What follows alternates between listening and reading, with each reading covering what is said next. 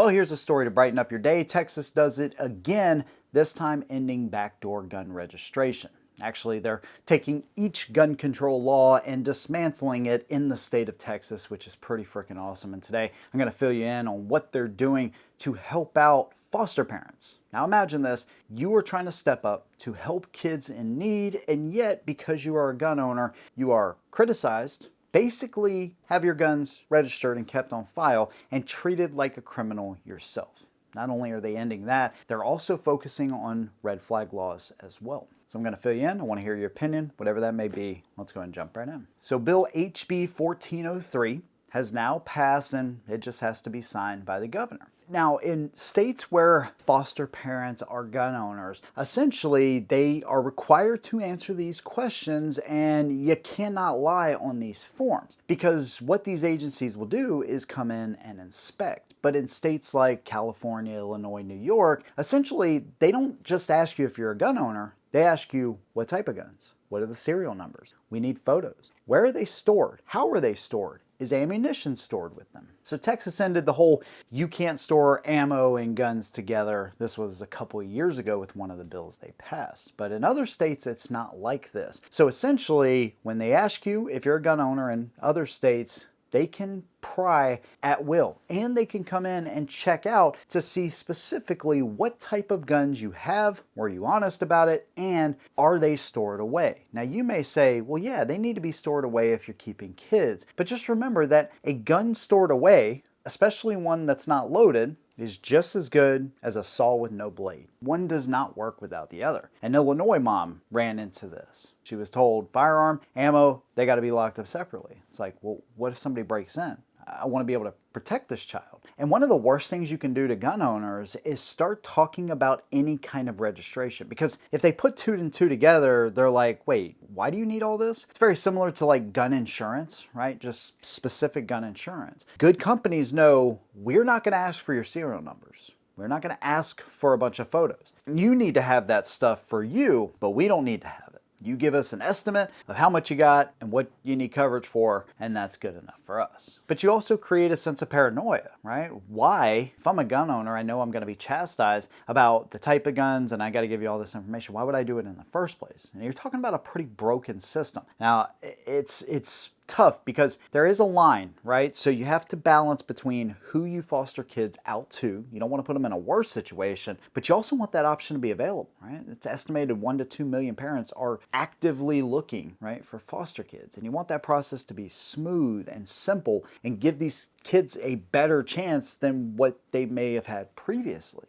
I mean, the numbers are kind of daunting. You know, 40 to 50% of these kids, by the time they age out, right, they go into incarceration. You're taking a big majority of some of the most law-abiding people on earth out of the equation by hammering them on the types of guns they own and how they store them. Texas says, yeah, we're not doing this anymore. They can ask you, do you have guns or not? Now, there's chances that there's still going to be some kind of walk around, but specifically looking at your guns and where they're stored and all this kind of stuff, absolutely not. And this information can no longer be shared with anybody. If they do, it's $5,000 per incident, per time they do it, if they share that information with anyone. Not only that, they're going a step further with SB 1362, which says that in Texas, you can no longer enforce any kind of red flag laws. We all know what these are. We know how malicious they are and how they can be used maliciously against gun owners. I became an armed affiliate of Attorneys on Retainer recently because I believe in what they do. They're there for you 24/7, 365. They're available in every single state, and they have 3 criteria. You're a member, you're being charged with a misdemeanor or a felony, and you reasonably believed that you had to use your firearm in self-defense, and you acted in good faith. 3 criteria, that's it. And they cover things that other companies simply cannot. They're not bound by restrictions and, small print that's going to leave you hanging out to dry if you ever actually need that defense and you had to use your gun in self-defense. So anyways, red flag law coverage is actually one of those things that they offer, because these things can run into the thousands of dollars in order to get your guns back. I don't ever want to be put in that situation. Concealed carry insurance, if you're a gun owner, you absolutely need it. Even if you're not a concealed carrier, you need insurance if something happens inside of your home. So anyways, very shameless plug because this company is absolutely amazing. I'll leave a link and a code where you can actually save yourself money on the one-time sign-up fee. This is a commission thing, so I do get a small commission if you sign through my link using my code, and you get the benefits of having a company actually have your back when you need it the most. Those are the kinds of things that a lot of gun owners may not think about. Right? You're in Texas, you're like, I don't have to worry about this kind of stuff, but that's not always the case. And Texas is making it clear that now red flag laws can't be used against you. So I had to add some things when I'm talking about red flag laws, which is why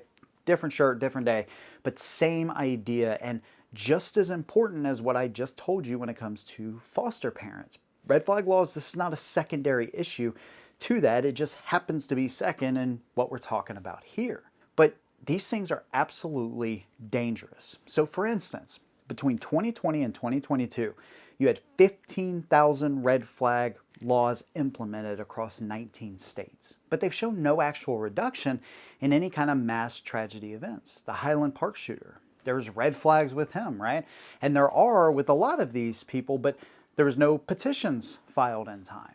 The problem is you can't litigate evil out of people. You can't just create new laws and hope that, people will now suddenly abide by them without focusing on the actual issues and things that work. Mental health is a big one. Men's mental health is a huge crisis in this country that we should be focusing on a lot more than we do. Reducing the risk to soft targets like schools. Increasing security, more firearms in good people's hands, that will make criminals think twice. The problem too, of course, is the fact there is no due process, right? You take guns away from people, you're trying to guess what their intentions are, and by the way, some of these red flag orders last over a year, and the time of day when these things happen, okay? You imagine this, right? You wake up in the middle of the night to people pounding on your door. You think when you watch some of these videos that, oh, well, I would be able to discern that this is, police or ATF or whatever. It's not going to be somebody trying to rob me, but that's not necessarily true. One guy in Maine, he actually had his life taken because of a red flag law that was initiated upon him. And guess what? Came from an ex-spouse that was using that system in retaliation against him. That's just one example of many where red flag laws turn out to be more dangerous. The cops think swift action is going to lead less harm to them, but a lot of times it leads to more harm to the people they're initiating that red flag order on. And tying it in with foster parents, you've had some of them lose their licenses or kind of go through like red flag law type measures where they basically have something held over their head because they refuse to disarm when they're trying to take a child in. This could be used in a political purpose too, right? Somebody thinks, oh, well, you're a so-called gun nut, which I think is actually pretty kind words if somebody calls me that. But if somebody doesn't like the fact, the guns you have, how many guns you have, they could absolutely use this against you. And you have judges that kind of take just one side of the equation. Maybe that judge sees you as a threat because they don't like the types of guns you have. And assuming that you do get your guns back, when you get them back, they could be damaged, lost, maybe never returned. The point is, you can't litigate evil out of people's hearts. You just can't. But there are better ways to counter it. And Texas is saying we're no longer going to be involved in these red flag orders. We're not going to allow funds to go to this because they realize you just simply can't litigate everything. So there you go. There's my opinion. Let me know what yours is about Texas and what they're doing to restore these rights that have been trickling down even in some of the most pro-gun states and actually going against the federal government, against the NFA. If you haven't checked out that video, Texas stunning gun owners by basically telling the federal government the NFA is null and void in this state. You should really check that one out because that has another couple of good laws in there. Let me know your opinion down below. If you like what I do, consider subscribing. See you in the next one. And as always, hold them down.